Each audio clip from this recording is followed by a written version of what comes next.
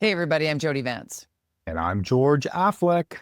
And we are going to take you hyper-local, provincial, federal, international, United Nations level on UnSpun.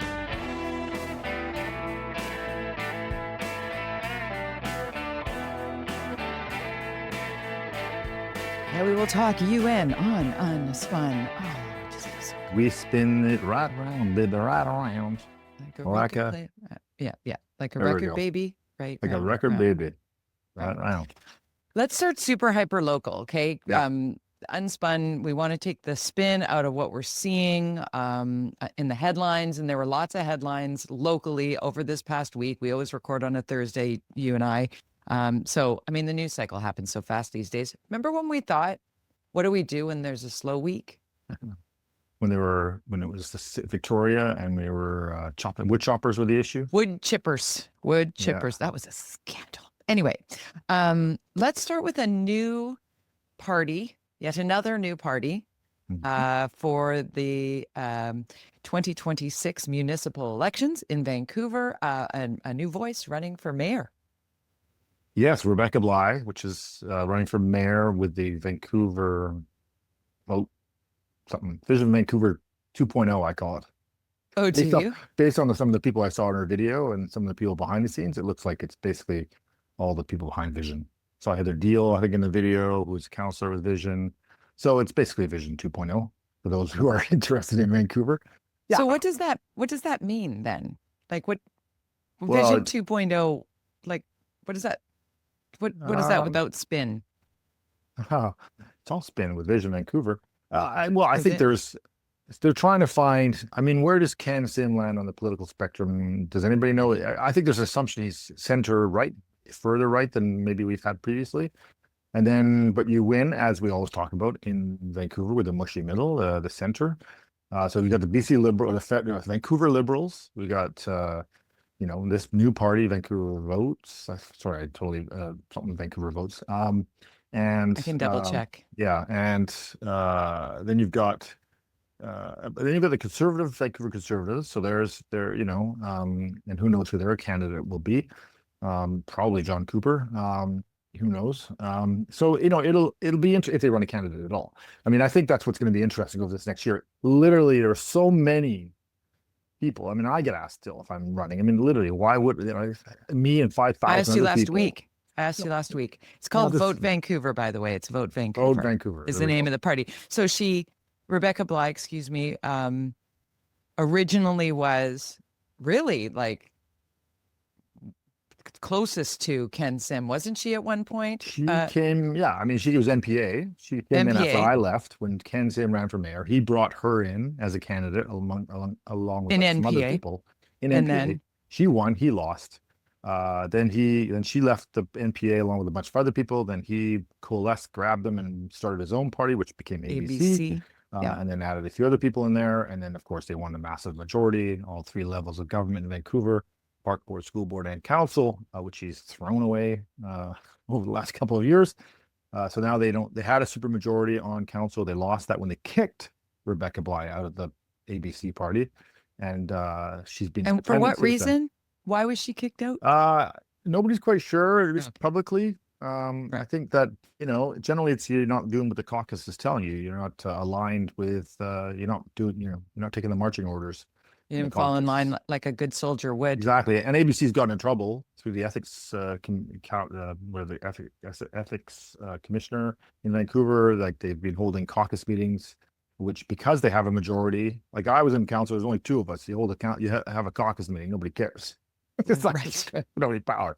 I'm like, when you have a majority, it's against the rules. It's against the rules if you have a majority. I think that's what people don't really understand, because it's like, of course they're talking to one another. Of course they're talking about how they vote. Of course they're going to. But then if you have a majority of council, then you have to put it on the books. You have to announce it. You have to make it public. To talk about it in a group setting where people hear. Public setting. Thank you. Not a group setting. Thank you. I needed that correction. Okay. So Rebecca Bligh is started a party called, or is part of a party now called Vote Vancouver. Did I see anybody else that was joining the mayoral race? Well, I mean, jury's out still on Pete Fry. I would expect he would do quite well if he were to run for mayor. He might want to risk it because he's probably going to top the polls as a councillor. It's kind of the Adrian Carr approach, just do the nice job. But I think he would do quite well if he were to run for office. You know, so we're all of them. We've got Colleen Hardwick, of course, still saying she's going to run for mayor. Where does that party land on the political spectrum? I don't know. They're anti-development, anti-money, anti-housing, but then pro-business, and it's very confusing, that party. What about Karim Alam? So he's Vancouver Liberals, which you know, that's the Liberal brand. It's probably helpful, but it's, you know, in Vancouver, because I would say a majority of Vancouverites are probably federal Liberals. As far as you look at you're either NDP or you're a federal Liberal, mostly in the city. So which shows you where we land on the spectrum. So if you go too far right, unless the left is all split into a bunch of political parties, then you can go further right. And I think everybody was expecting Ken Sim to be more fiscally prudent than he has. I mean, he is going to be bringing in a budget at zero for sure this year, like as I predicted he would 4 years ago, when he brought in 25% budget increase or tax increases over the last 3 years. The only way he might be able to curry some favor with the electorate is to give him a zero, which I'd put money on that he's going to have a 0% budget increase, which means big cuts at the city. It would have to be. Yeah, would have to be. Let's go provincial. Last week we were talking about the leadership review that was underway with BC Conservative leader John Rustad, and sort of the process of what you have to go from riding to riding. 41 areas are voting, and to talk about, like, it's really a complex process, and we sort of were trying to look into the crystal ball last week. I don't think either of us had Eleanor Sturko packing up a box and leaving. Two things. Yeah. One was very surprising. The 69%, I think he got, or 70% approval rating in that leadership thing, but only, I think, what I was told, 9% of the members showed up to vote. So, and then they were locked in behind closed doors for quite a while, around that same time. I'm not sure what was the outcome of that or what that was all about, but that sounds to me like a caucus revolt. And then Eleanor Sturko, who was the first, I think, BC United person to jump, and she was considered a very, really started the first nail in the coffin of the BC United Party when she decided to jump, because she was high profile, and she ran in a different riding that could have been NDP riding, and she won it. So a strong candidate, and now she's out. So much like Rebecca Bligh, maybe not a team player, not willing to align with the beliefs of the party or the caucus, and that's when you make tough decisions. I don't know Eleanor, and so who knows, but I do know what it's like when you have people who don't want to caucus properly, and it's really annoying. So, quoting a headline here, John Rustad says he booted Eleanor Sturko from BC Conservatives to ensure party unity. So there's the line on that. But she's very vocal. She's probably challenging his leadership. Yes, and she's quite vocal and very good at public speaking. I mean, she has been a forward-facing media member of law enforcement for many years prior to becoming a politician, and is very learned and well-spoken and passionate about what she believes. And there are a lot of people who don't agree with Eleanor Sturko on a lot of things and agree with her on a lot of other things. Like she definitely didn't misrepresent herself, when, in my opinion anyway, from just having, I don't know her well, but I've interviewed her. I've moderated debates that she is part of. She's very good at making her point again and again and again and again if she's looking to stick to it. And she did during the run up to the election that won her a spot in the BC Conservatives current minority. What do we call it? Like, she did not ever mince words about who she is and how she lives and what her focus is.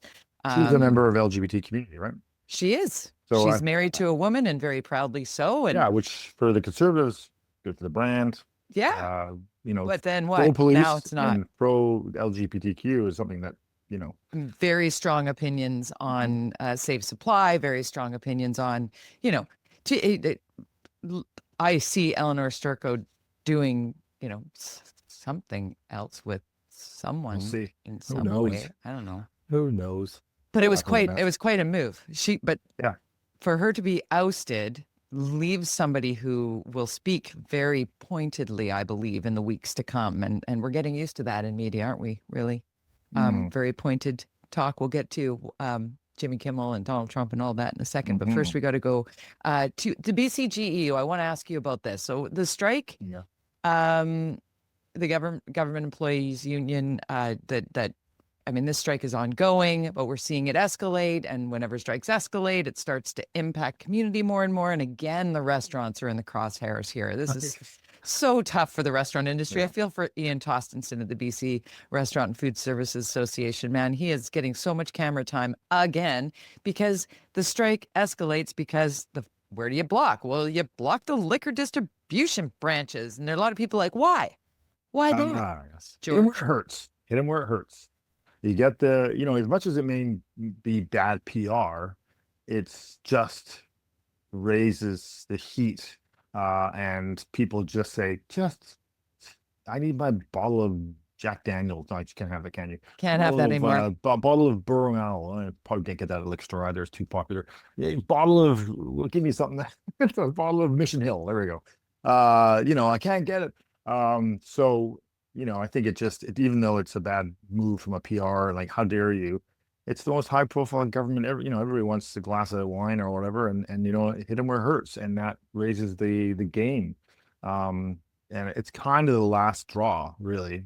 The schools and all those other things, but generally you can get away with alcohol because it's not to some people it might be emergency situation, essential. But essential service, but generally not considered an essential service. So it's kind of a really strong one to point out and to make people really mad at the government, because people don't understand. They just go, they're government employees, like, and then of course because it's a cash cow, alcohol, for the government. They don't want to lose that, and because the next step would be, well, let's just privatize so we don't have to worry about this anymore. Why is this a government organization? Privatize it. That would be, you don't want that when you've got, millions and billions of dollars coming in on revenue. It's going to be something. It's going to be something. We'll see how this escalation goes. But again, I'm feeling for the restaurateurs out there. And like there's no money for employees, though, for the government. They have no cash. I know. We'll talk about that with Canada Post. Yeah. Canada Post. Like, when was the last time you mailed a letter? Long years. Well, my office does. My accountant does. But I was just going to say, stamps. Yeah, I think I buy stamps. And then you lose them. You buy stamps, and then you lose them, and then you forget how much. A little red mailbox in our desk. I think it's got stamps inside it. It's cute. Oh, but I don't. Very never, well done, Amanda Bates. Oh my gosh. So I don't. Well, I had to do taxes with my 17-year-old, right? Because he got the simplify, right? He's got to do the thing. And so I helped him, check all the boxes, and he had the envelope, the CRA envelope, to return that. And I'm like, oh, it's a self-addressed stamped envelope, right? Because of course, nope, a fixed postage here. I'm glad I looked. Oh, yeah, I would have just dropped that in the mailbox. I would. Government to government, they don't want to. Well, I mean, I think wild. Anyways, but I had to explain to Brady how to write a return address on the corner of the envelope. Right. Like, that's how he's just never. And he's like, I should probably put the postal code here. Yeah, that'd be good. It's and maybe also the city. Here's the value of Canada Post, and certainly if you live outside of Vancouver and you live in certainly remote parts of Canada, there's not only just the mail, which won't, Amazon's not going to deliver to wherever. I don't want to be mean about any town in Canada, but small towns, right? In really northern remote areas, it's really tough. Right. That Amazon and they're FedEx, they usually Canada Post, and they it's subsidized by the taxpayers of this country to get that stuff to those people. It's a way we keep our country together by having originally a rail line. It's about and by the way, in a lot of these small communities, newspapers, some of the only way they actually hear about anything going on are distributed quite often by Canada Post. So it's a real problem for disseminating information to these small towns and getting stuff out there. It's much like when I worked at CBC, I always would argue, when I first started there, for the morning shows outside of Vancouver. So I was based in Vancouver, but I worked in all these small remote radio stations that were CBC. And to me, that was the essence of what CBC was. That was the most important thing, was radio, small towns where they had no other media outlet in a lot of these places. That was it. Yes. And that connected the community, reported on the government and that kind of stuff to keep their feet to the fire. That stuff's important. And in order to keep our country united, we need to make some commitment as taxpayers to certain things like a Canadian postal system, highways, trains, airports, sometimes subsidizing airlines in order for us to get around this country. Sometimes. It's a big country, but a lot of people. And making like digital connectivity, you know, a right, as opposed to like, as if the postal service is going to shrink because it's unsustainable the way it is right now. I mean, we're seeing that. Yeah. You know, it's steeped in loss. It's like absolutely so far in the red. What was it? Just to extend it from last Christmas to where we are now, going into some sort of arbitration here, like trying to figure it out. It just from last Christmas to where we are today was $1 billion just to extend to here. Like there's no like, well, let's just give everybody a raise. Like well, you said they're going to cut. What did you say at the beginning? That they said they're going to cut rural routes, close and end delivery to some rural post offices. This is the wrong direction. To me, it's like, I don't need Canada Post to deliver my mail. I don't send it to some central box somewhere. I'll go pick it up. The 5 pieces of mail I get, like, and the reason every month, if that. I'm with you. But the reason that they're closing or on a fast track to closing that is because of the backlash from people like you and I who live in city centers. You're like, I'm not going to a community mailbox. I want you to deliver it to my house. I would not care if the 7 flyers, right? Like, I don't care. Gotta put that red but I dot do on need to your know. mailbox. Yeah, I did have the red dot in my mailbox. It's faded and fallen off, I think. Gotta put a new one on there. I gotta put that back on Send there. a signal. You're right. Yeah, so I think that's wrongheaded. I think that's wrongheaded in the government, and I think it's defies and the intention of what the goal of a Canada Post or CBC or any national organization meant to keep our country united. Connected, It should, connected. Sorry, united sounds political. I don't mean that, but that's okay. I think it's just keeping us, informed. All those things, whatever. I just think that I don't mind paying for that stuff. I don't mind if you want to live in somewhere really remote where we actually need you to live. Trying really hard not to say tuk because that's what everybody used to say. No, I don't want to say that. I know. I'm just saying that that's the UnSpun of wherever you might be. Yeah. Yes. I want to talk a little, well, we're going to talk a bunch of stuff in the short time we have left, but Mark Carney, our prime minister, very busy. Let's start with the UN. Actually, let's tie in Trump here because how do you talk about anything? The United Nations General Assembly happened this week, and the world arrives at the UN in New York. It's like the United States welcomes the world to talk about what we need to do in the year ahead to continue to have world order and look at what's working, look at what's not working, and try and come together united. Of course, there was it felt like reality TV show drama when an escalator didn't work, it malfunctioned. There was all the, like, Fox News went on for a day about the escalator malfunctioning. It turns out one of the president's videographers accidentally tripped the switch, the emergency switch that stops the escalator in the event somebody's caught in it, but it was a big conspiracy that somebody at the UN did it. And the teleprompter, which we have now confirmed, the teleprompter was run by somebody from the White House. Yes. So, I mean, it's just ridiculous. It's required. You have to have somebody who knows your notes. I think it's here's a analogy that I think of when I think about the United Nations, and this is where it seems to be right now. You've probably been a member or part of associations, and sometimes there's a couple of members that dominate because of maybe their ownership. If it's an industry association, there's like this one company owns like 70% of the members of this association. Yeah. And almost invariably, unless they have the question comes up, why am I paying for this association? Well, I don't need you. I represent 70%. I can just do this on my own. And I can tell you, for the ones I have worked with in that kind of situation, when you go into the government or you need to go ask for something, it's really hard to ask for it as a corporation. And if you come in there and you're asking as a nonprofit and we represent 100% of the whatever industry it is, and we're all in it together, blah, blah, blah, it makes it much easier and less complicated for whatever it is you're asking for to get. The UN basically, Donald Trump he's like that member of the association who's like, I own like 70% of you guys, and that's right. I'm really good at this. Apparently, yeah, exactly. Apparently, they haven't paid their dues. They're behind on their payments, so the UN's struggling financially because the Americans aren't paying. There was expectation that he would say, I'm not going to pay for it anymore, and I'm officially out, kind of thing. But he didn't do that. But there was that, and so there was his speech, which was whatever, and then Trump, and then of course Carney came soon after, and it was there was a definite difference in style. Let's put it that way. Yeah, and I mean, how did you feel about the difference in style? I found it like a big drink of cold water, like just like, okay, there's some people there, and listening to the discussions of other leaders to try and dance around and pivot. And I mean, can you imagine having a translator earpiece and listening to the speech that the US president did that was all over the place? Like it was, and so much bluster and bravado and insulting and racist. Like there was a lot going on there that was like, wow. And then you see diplomacy and you see somebody saying, okay, I do appreciate that the prime minister didn't take any bait on that and went straight to what Canadians need, want, believe, feel, should do. He's making deals.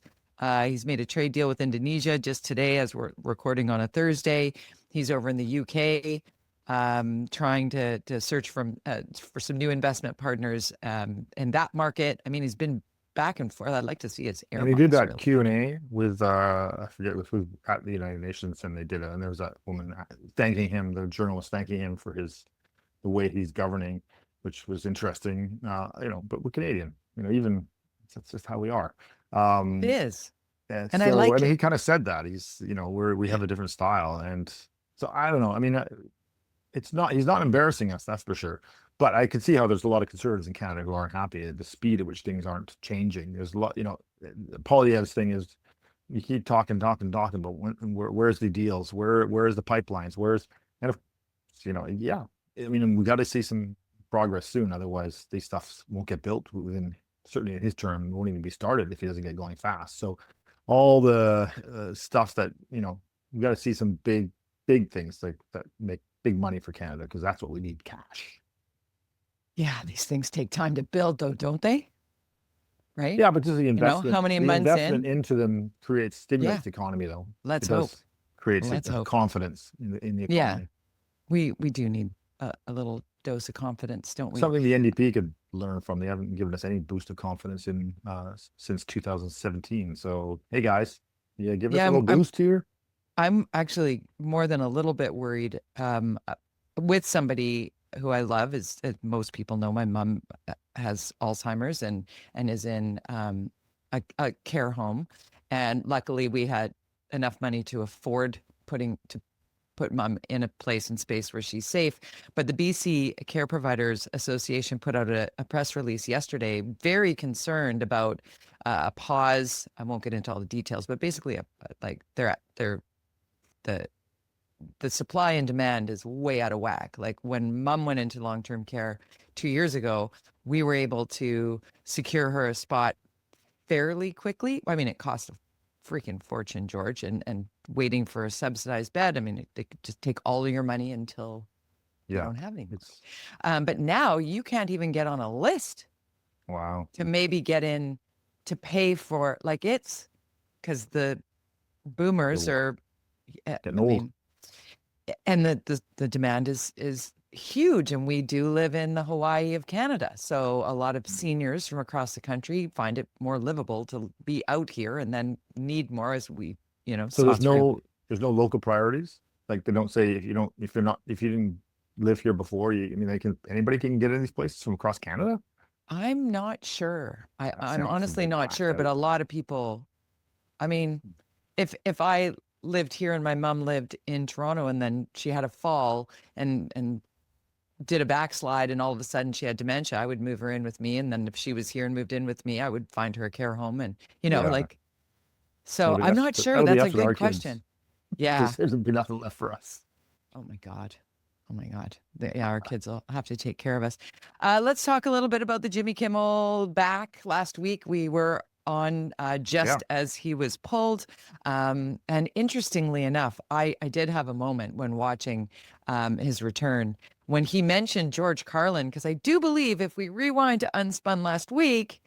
You did. I did. So both of us were right, though. I mean, this isn't to me like, I was right and you were wrong, because both of us were right, because Sinclair and Nexstar said, we're not carrying him.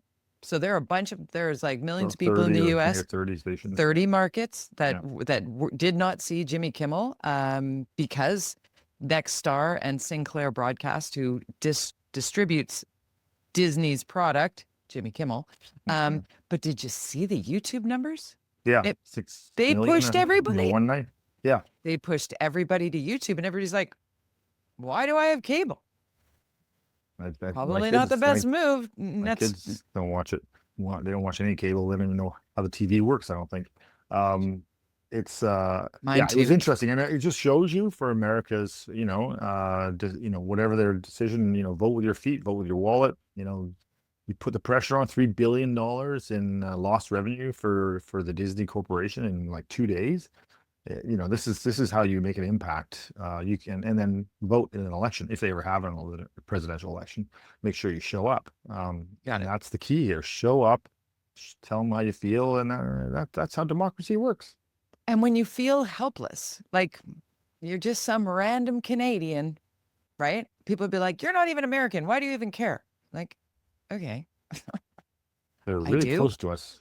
I do, and I had legal alien status in the U.S. and lived in the United States. My parents lived in the United States for the better part of 35 years. Like, I have family in the U.S. Like, I care about freedom of speech, right? But here's the interesting part, George, because even being like just little old me over here, I landed in Newsweek this week. Oh, yeah? Yeah, because I went to cancel my subscription for Disney Plus because I didn't just say that I would. I was like, you know what, Disney? You don't get my $17 a month. When I thought, wow, is it $17 a month? Right? As I was canceling it, but I couldn't cancel it. I got like the spinning and it was crashing because it was the very first day. I'm like, at the very least I can do is not give them, a few $100s a year.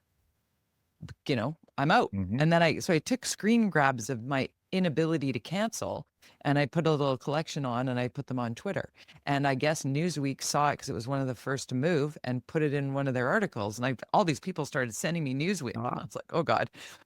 Okay. Very cool. Very cool. But it's like your voice matters. I didn't say everybody should cancel. I didn't say that. All I said was, I'm trying to cancel and they might be a bit busy.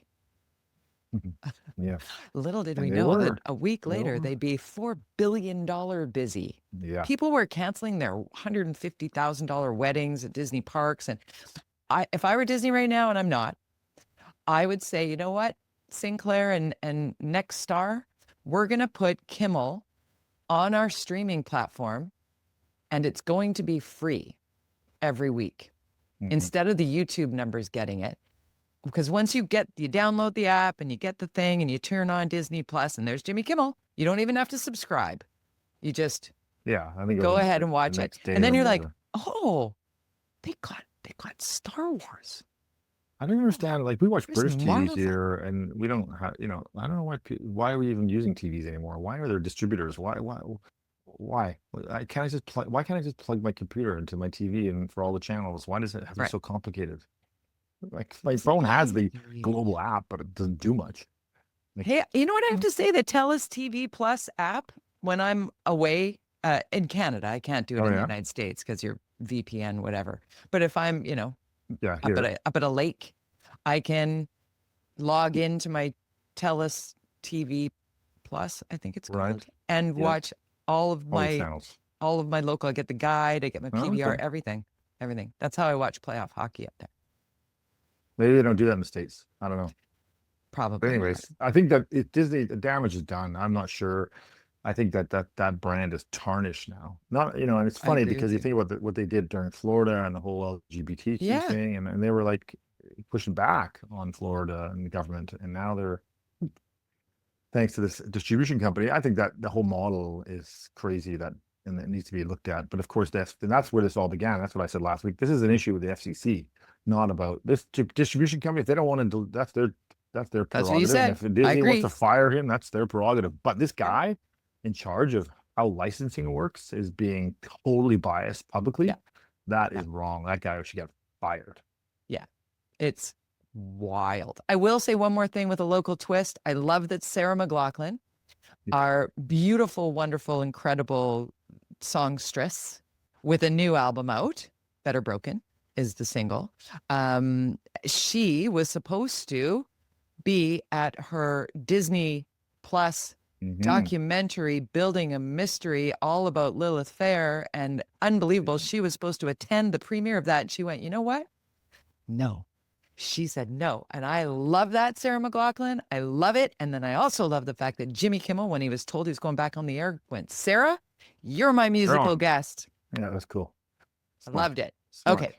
That was, I've literally made us go over by a minute just because I love Sarah McLachlan and Jimmy Kimmel like that. You can follow us on social media. Of course you can. You can go to the X. It's called Twitter in my mind. And you can find George _Affleck, George_Affleck. Great follow on the social medias. I'm Jody-Vance, Jody with a Y, and unspunpodcast.com is where you can like and subscribe and be a part of the fun every week, George. Bye.